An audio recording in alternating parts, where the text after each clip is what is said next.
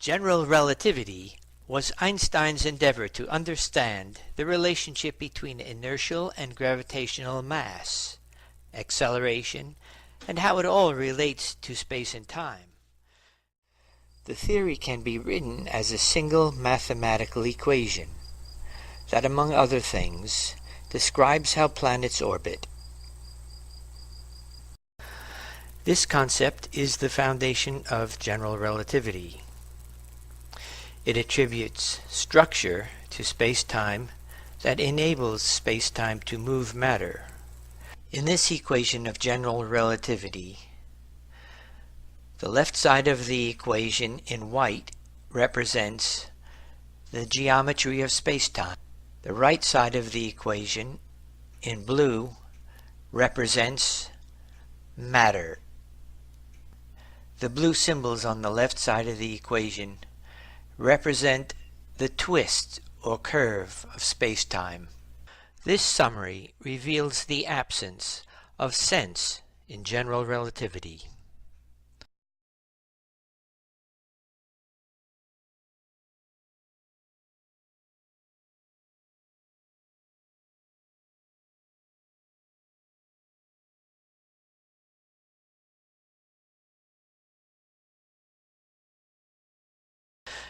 The Merriam-Webster Dictionary defines geometry as a branch of mathematics that deals with the measurement, properties, and relationships of points, lines, angles, surfaces, and solids.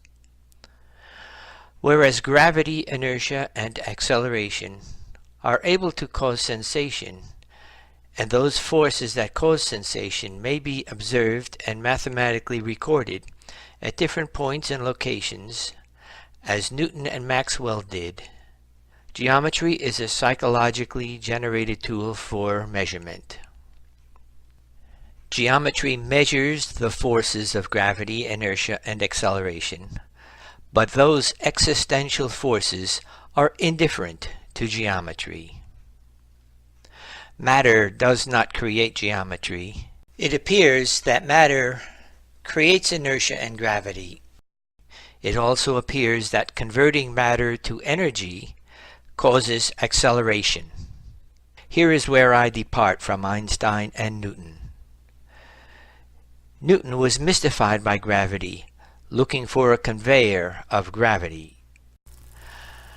Consider a letter written by Isaac Newton in 1692.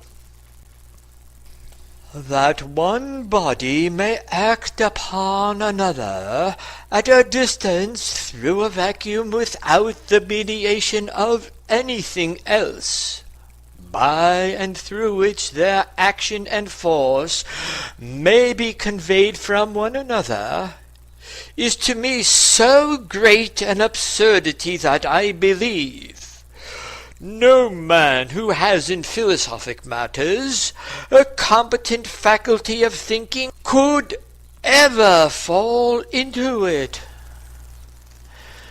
Newton assumed that gravity must be conveyed. This unchallenged assumption that gravity must be conveyed is at the root of Einstein's relativity enigma. Einstein did not question Newton's assumption. Instead, he invented the conveyor that Newton was pining for. Einstein's lace represents space-time that is curved by mass. Einstein believes that gravity is conveyed at the speed of light. General relativity is a mathematical conveyor. Einstein's geometry supposedly does the pushing. It, quote, acts like matter. I note the mystical glee in the eye of the physicist, explaining the theoretical foundation of Einstein's relativity. In my model, inertia is represented by the blue field and coexists in the same space as its inherent mass.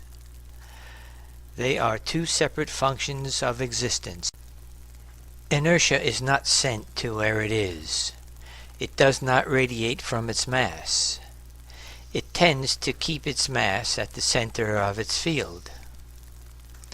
Its force of attraction diminishes as distance increases from its mass.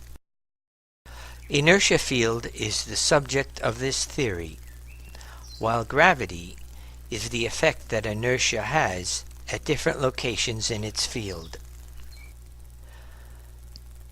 During the acceleration of matter, the matter is temporarily displaced from the center of the inertia that it belongs with.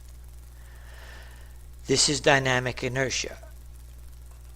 Dynamic inertia is the force that pulls on matter to recenter it. Dynamic inertia and its mass yield to each other. When mass is displaced from the center of its inertia field, it is in a state of dynamic inertia. Inertia field theory uses space and time as unencumbered dimension to describe the shape and size of inertia field relative to its energy matter.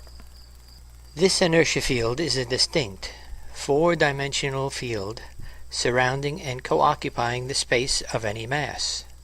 In this theory, the gravitational force, or g-force, of an inertia field varies depending on location in that inertia field in relation to the mass of that inertia field. This is demonstrated by cesium that oscillates at a slower rate when it is at rest, closer to a mass such as Earth. Cesium also oscillates at a slower rate when it is accelerating. Cesium oscillates faster when it is farther from Earth and not accelerating. I attribute variation in cesium oscillation to local circumstance such as proximity to a mass, or temporary circumstance such as change of speed, which is acceleration. In my inertia field theory, I address inertia and gravity as a single phenomena, permanently cohabitating the same space with its associated matter, whereas inertia and matter are permanently associated. They are not rigidly connected and are subject to temporary dislocation during acceleration. Gravity, inertia, and acceleration are simple enough for a chicken to understand. Using it to launch a rocket into orbit is very complicated, but Newtonian math is all that we need.